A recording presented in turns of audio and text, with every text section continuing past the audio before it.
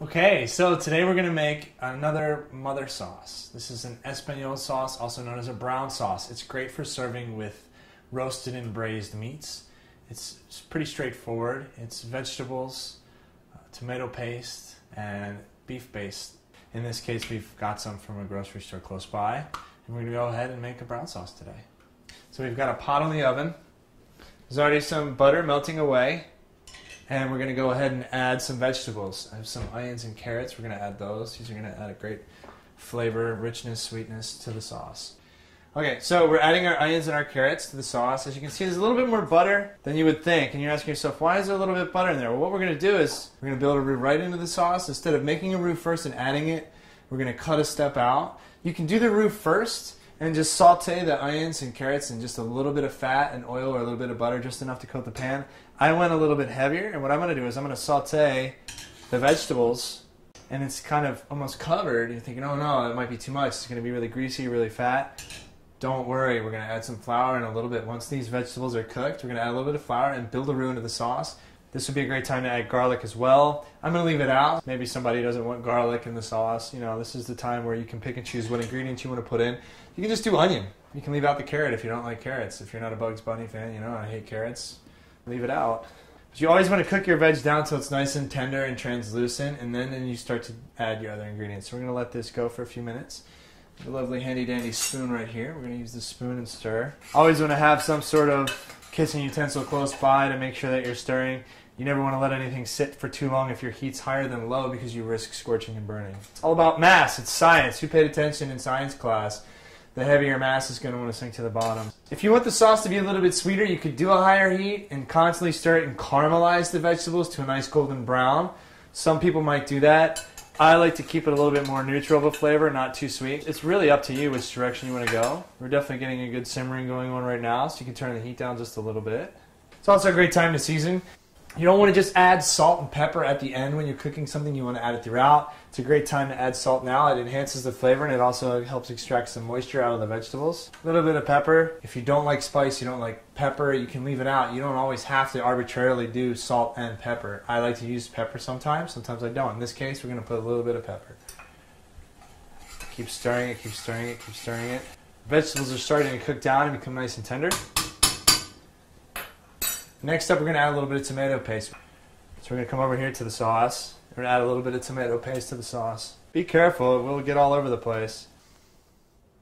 Don't need too much, just a little bit. Close that up. Stir it around. It's the same terminology we would use for a veal stock with tomato paste. Pinçage, where you're coating veggies right now. Stir it around a little bit. Smells delicious. Smells like onion, tomato, and butter. Delicious. You don't want to go too high a heat for too long with this paste in there because it will burn. So now that we've had the tomato paste in there for a little bit and we have our fat, we're going to come over and we're going to get our flour. We're going to go right over and add it to the sauce. And we're making our roux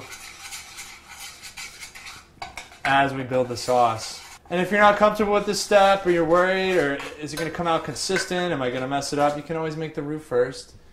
And at home, you know, you're making this sauce for friends coming over in a few hours. Maybe you want to save a step and catch the rest of your TV show before your sauce is ready. I don't know, but a great way to save a step in cooking and to be efficient is to just go ahead and build the roux right into the sauce. Look at that. It looks just like a roux, though. It's a nice paste. So keep cooking this. You can turn up the heat just a bit. But remember, because you're working with flour and tomato paste that are finer ingredients, you don't want the heat too high. Everything's going to burn on the bottom of the pan. You got a nice, you know, brownish red color. This is heading in the right direction to make a fantastic brown sauce. So what we're going to do next is we're going to add our beef stock.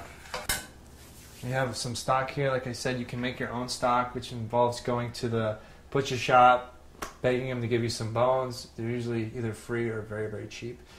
Go ahead and buy those bones, roast them. Liquid, that's your broth. In this case, we just save a step. Let's go to the grocery store. Let's get something that somebody already made for us. It's going to be consistent. So we have some lovely beef stock here. I'm going to come over here. Let's go ahead and add the stock.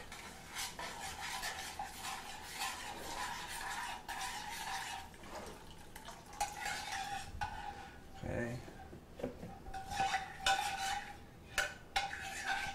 Nice, lovely brown reddish hue color. We're going to let this continue to cook for at least 30 minutes to an hour. You can always add a little bit more stock if it starts to get too thick. Now's a great time to add your herbs, so your herbs can really add some aromatic flavor to the sauce.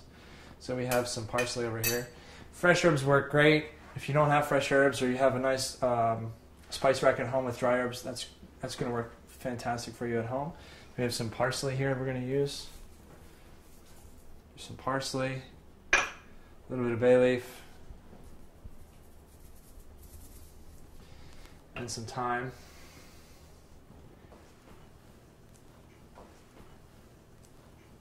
Just stir all that in. And when you're making a sauce, it's all about low heat, love, time, temperature. So to make sure our heat's nice and low, we're going to let this simmer on low heat, occasionally stirring it, because it does have flour in it. It will want to sink to the bottom and clump up. So you want to stir it occasionally. Over the next half hour, you can go put a TV show on or work on another ingredient while you're getting ready for your dinner party. And check back on this periodically, and within the next half an hour, it should be ready to go.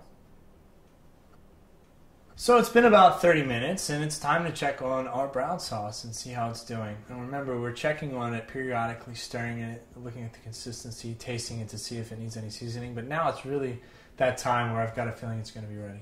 And sure enough, it's looking like it's a solid consistency. So let's take a look.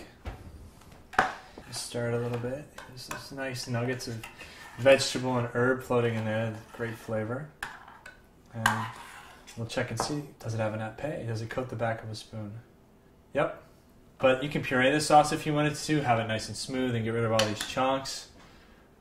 I like the rustic route, so we're going to keep this sauce. The consistency that it is great. The flavor is great, and you got those nice little nuggets of flavor with all the vegetables and herbs. And that, folks, is how you make a mother sauce called brown sauce.